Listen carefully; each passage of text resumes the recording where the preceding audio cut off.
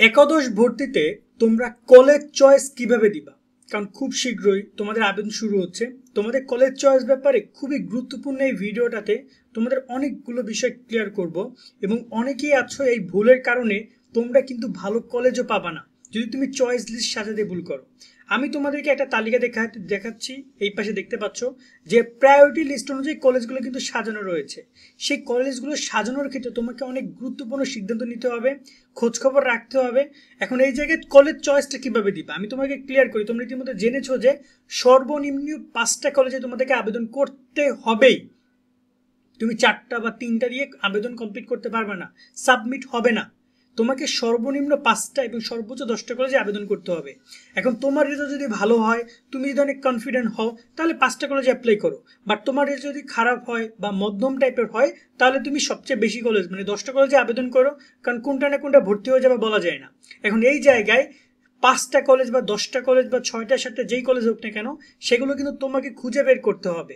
তা আগে কাজ হচ্ছে কলেজ খুঁজে বের করা। এক্ষেত্রে আমি তোমাদেরকে সাহায্য নিতে বলবো চ্যাট জিপিটিতে যাও।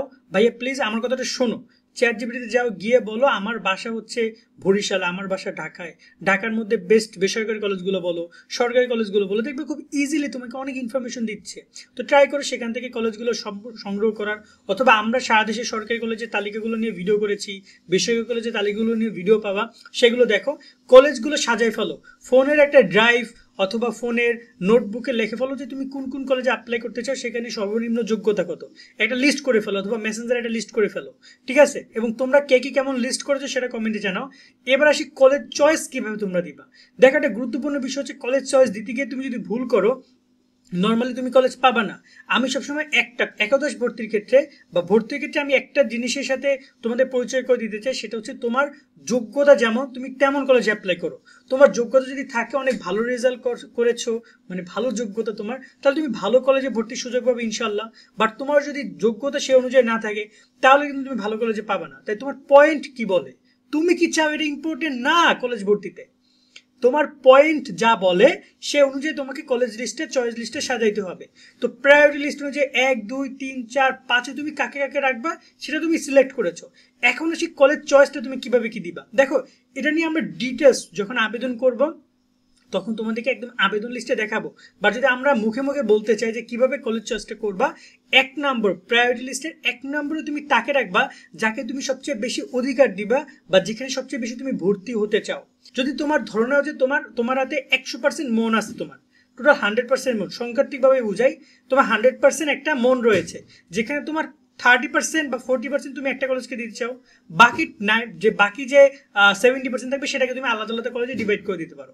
ধরে নাও যে আমি খুব ভালো স্টুডেন্ট, আমার জিপিএ 5 আসছে বা 4.50 আছে, আমি একটা কলেজে ভর্তি হতে চাই, টার্গেট কলেজ আমার একটা, তো আমি সেটাতে আমার 90% মন দিয়ে দিচ্ছি। তার মানে আমি 90% আশা রাখছি ওই উপরের কলেজটায়, এবং ওই কলেজটাকে আমি 1 নম্বরে রাখবো। আর বাকি যে আমার রয়েছে নিচে 4টা কলেজ দিতে হবে, সেই 4টা কলেজ যে কোনো কলেজ তুমি যুক্ত করতে পারো, তোমার যদি পছন্দ কলেজ একটা হয়ে থাকে। বাকি 4টা কলেজ তুমি তোমার মতো করে রাখো। তবে এখানে কথা রয়েছে, যখন তুমি 1 নম্বর কলেজকে রাখছো, সে তোমাকে নেওয়ার অধিকার সবচেয়ে বেশি পাবে। এবং 2 নম্বর যে কলেজটা রাখছো, যদি তোমাকে 1 নম্বর কলেজ না নেয়, তাহলে 2 নম্বর কলেজ তোমাকে নেওয়ার সুযোগ পাবে। যদি 2 নম্বর কলেজ তোমাকে না নেয়, তাহলে 3 নম্বর কলেজ সুযোগ পাবে। যদি 3 নম্বর কলেজ তোমাকে না নেয়, তাহলে তুমি 4 নম্বর কলেজ সুযোগ পাবে। যদি 4 নম্বর না নেয়, তাহলে তুমি 5 নম্বরের সুযোগ পাবে। যদি 5 নম্বর তোমাকে না নেয়, ধরো তুমি 5টা অ্যাপ্লাই করেছো, 5 নম্বর নিল না, তাহলে তুমি আর কোনো কলেজই পাবে না, তোমাকে আবার দ্বিতীয় ধাপে আবেদন করতে হবে। বাট উল্টা দিকে যদি রিভার্স করি, তোমাকে যদি 1 নম্বর কলেজ নিয়ে নেয়, তাহলে কিন্তু তোমার আবেদনটা 2 নম্বরের কাছে যাবেই না, কারণ 1 নম্বর তোমাকে নিয়ে নিচ্ছে, ওদিকে তুমি তাকে আগে দিছো নেওয়ার, তোমার আবেদনটা 1 নম্বরের কাছে আগে গেছে।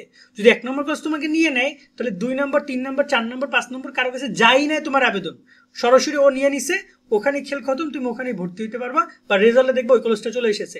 তো এই যে প্রায়োরিটি লিস্টে সাজাবা 1 2 3 4 তুমি কাকে বসাচ্ছ এটা হিসাব করে বসাইও। ওকে, চয়েসের ক্ষেত্রে এই বিষয়গুলো অনেক ইম্পর্টেন্ট। এছাড়া আরও কলেজের কিছু নিশ্চয়নের প্রসেস রয়েছে, মাইগ্রেশনের প্রসেস রয়েছে, এগুলো নিয়ে তোমরা ভিডিও পাবে। এই জন্য বলবো আমাদের সাথে সাবস্ক্রাইব করে যুক্ত থাকো, এখানে তোমরা নিয়মিত সব আপডেটগুলো পাবা। তোমাদের মনের মধ্যে কোনো প্রশ্ন থেকে থাকলে তোমরা কমেন্টের মাধ্যমে জানাতে পারো, চেষ্টা করবো সে বিষয় নিয়ে আমরা কথা বলার। এবং আমরা খুব শীঘ্রই তোমাদের অনেক ইনফরমেটিভ ভিডিও নিয়ে আসবো, সেগুলো পেতে আমাদের সাথে যুক্ত থাকো। আজকের মতো এখানে বিদায় নিচ্ছি। অবশ্যই যারা ফেসবুকে দেখছো, আমাদের ইউটিউবে দেখছো, চ্যানেলটি সাবস্ক্রাইব ফলো দিয়ে যুক্ত থাকবা। আল্লাহ হাফেজ।